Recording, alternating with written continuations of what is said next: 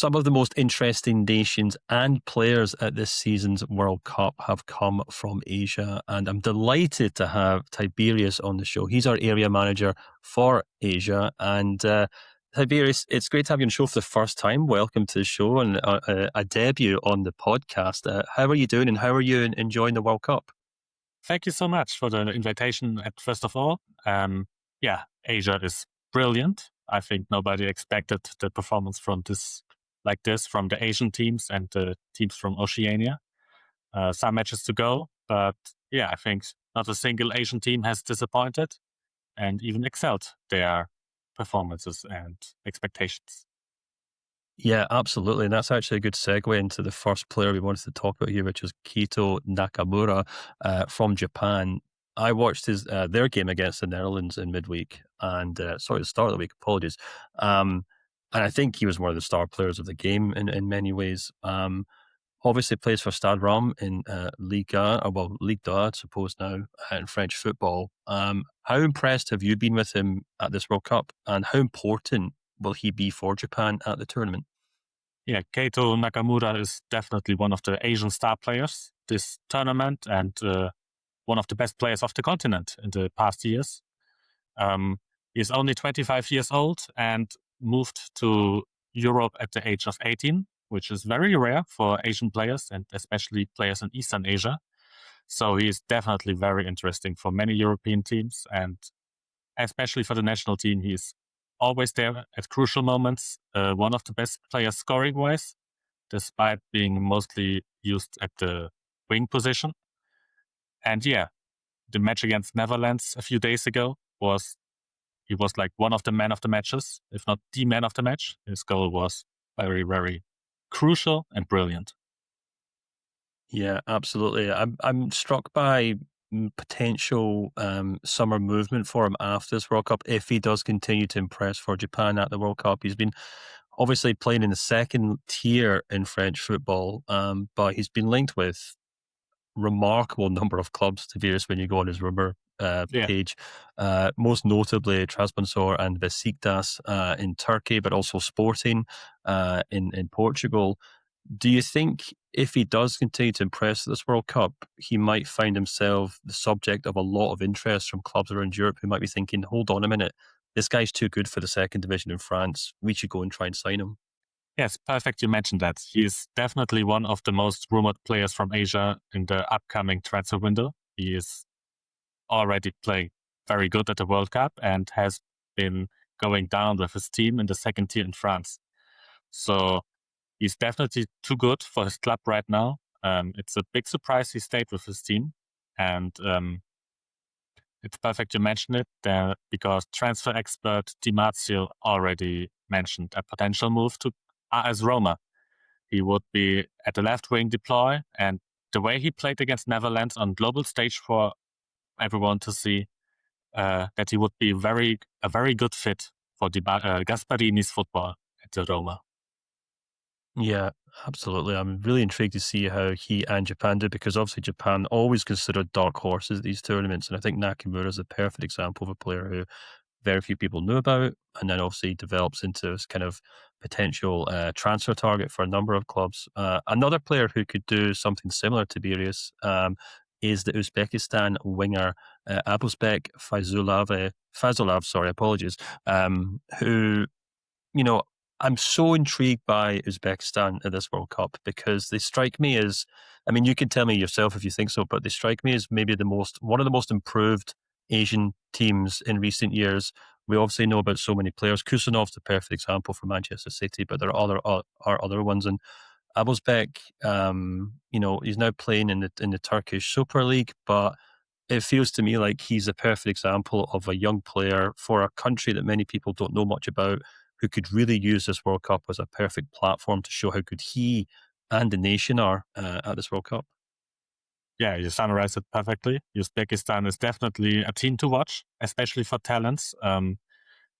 For the nerds who observed the youth World Cups around the world in recent years, definitely saw Uzbekistan surprising here and there, the big club, the big nations. So unlike Keito Nakamura, who's at his perfect age at 25 years old, Abbosbek is only 22. He's playing his very first year in Europe this season, and despite injuries, he has been scoring-wise very important for his team. So at only this age, he's already an important player for his club, and especially for the national team, he's extremely crucial. Uzbekistan is not like having a very big pool of players, and Kusanov is like overshadowing most from a star-wise point. But Abbosbek is definitely one to watch, and maybe the biggest or the big hope for the attacking third or the offense of Uzbekistan. Yeah. Yeah, absolutely.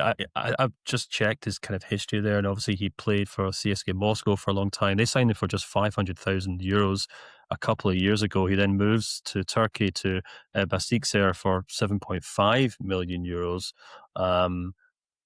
I would imagine Tiberius, if he does well for Uzbekistan at this World Cup, they might be looking at offers twice that perhaps already. Because I saw he was also linked with Parma before he obviously made the move to, and Monaco before he made the move to Turkey. So do you think maybe he might be a player who could also be under a lot of transfer speculation if he and Uzbekistan can do well in this tournament? Yeah, I think, as you said, lots of depends of if Uzbekistan can also surprise at the World Cup. They definitely have the potential to, and have the start of a golden generation, one could say. And yeah, right now we do not really have any rumors yet, mostly due to his minor injuries that have sidelined him from some parts of the season, but that didn't stop him from performing well. So as an attacking player in talent age, he's definitely one to watch. Yeah, absolutely. And another one is worth watching as well. South Korean attacking midfielder Jun-ho. Obviously, anyone who watches the English Championship and anyone who maybe has a season ticket at Stoke City will already know all about him. But we're talking about 22-year-old attacking midfielder Tiberius for a nation who always tend to do very well at the World Cup, at least in recent years and in recent decades. How excited are you with Jun-ho, and how much potential do you think he has as a young player? Yeah, I chose Jun-ho for a couple of reasons. Unlike many Asian countries, Korea is kind of struggling producing a lot of talents due to various reasons, and he is like one of the youngest players in the team. He is not a key player for the national team, but consistently playing, and he had a very difficult season for Stoke City. Stoke City hasn't performed perfectly or like a little bit under expectations, but he also hasn't personally a very good reason. Due to that, we also do not really have rumors. He has already been a prospect for a couple of a couple of European teams, but he had never his breakthrough, and he has been playing well. 3 years ago, in his debut season for Stoke City, he was voted Player of the Season by the fans of his team, and has been rewarded with a call up to the national team very young. We have yet to see him appear at the World Cup because he has picked up a slight injury in the last friendly ahead of the World Cup, but he's expected to play in the final match or maybe in a knockout stage, which is the aim for the Korean national team. Adding to the rumors question, he has switched agents reportedly a few months ago. So maybe if he can like shine against the big players in the Korean offensive team, he might maybe find a new club this summer, as he wishes, apparently. Yeah, it'd be interesting to see because I think when you look at that, as you said, when you look at that South Korean team, particularly in the attacking positions, you've obviously got, Lee at PSG, who's obviously a star player. But then beyond that, it's kind of Heung-min Song. There's still a huge dependency on him. I know at Besiktas, who was previously at Celtic. He's doing very well since making the move to Turkey. But aside from that, it's a lot of players who, as you said, maybe haven't quite found their feet, or maybe players who are getting a little too old. So you think there might be a potential opportunity for Bay, as you say, once he returns from that injury, to get a spot on that team or get some minutes in that team and then nail down a starting position perhaps for South Korea. And then as a result, kind of confirm himself as a full international for South Korea at this World Cup. Yeah, great that you mention it. He is like suffering a lot from Korea's differences between attacking and defensive variety of players. Korea definitely shines from its options in attacking third.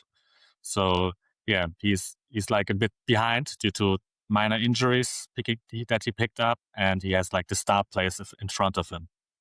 So yeah, the final minutes he might receive in the last matches of the World Cup will be very crucial for him in the transfer window, as he reportedly wants to change his club. But yeah, we will see if he can use the World Cup as a stage to present himself. Yeah, very interesting player. And my apologies to any Stoke City fans listening who are worried that good performances could see him leave this summer.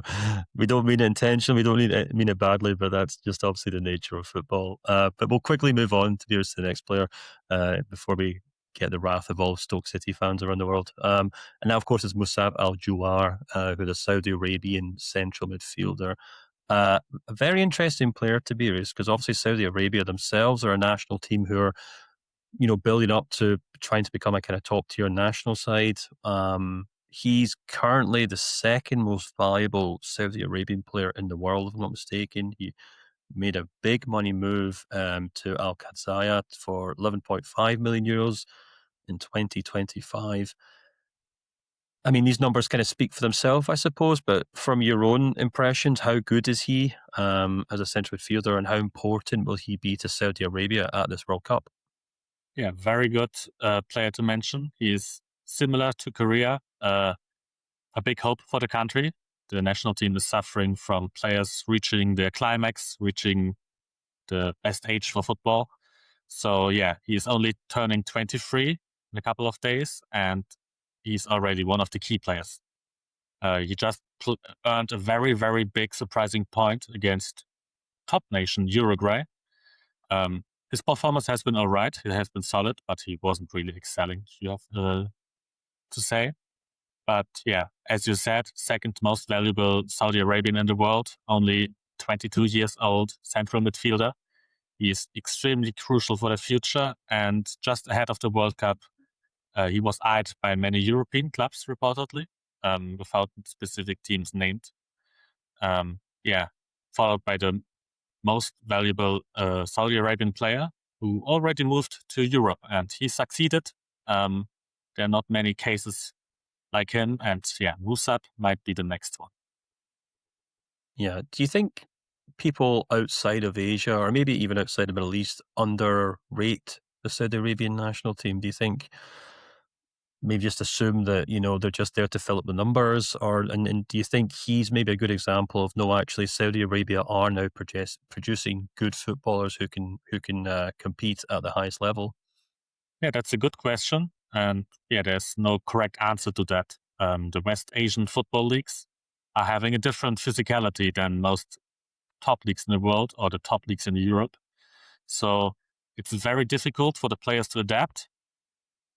And often the players also do not have exactly the interest in trying to adapt and challenge for a much lower salary contract in Europe.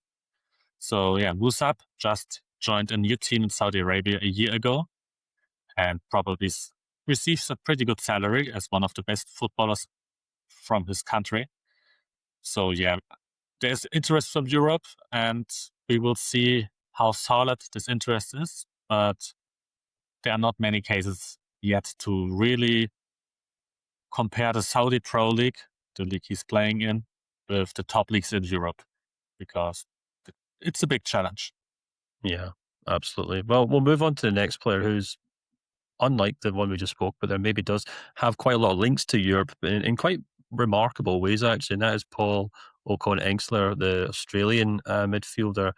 Now, an Australia international, Tiberius, born in Belgium, who, as far as I can tell, actually spent much of his career playing both in Belgium but then in Portugal before he then joined Sydney FC last year for free, and was probably one of the star players, and I think was fair to say a surprise win over Turkey in their first game in the World Cup.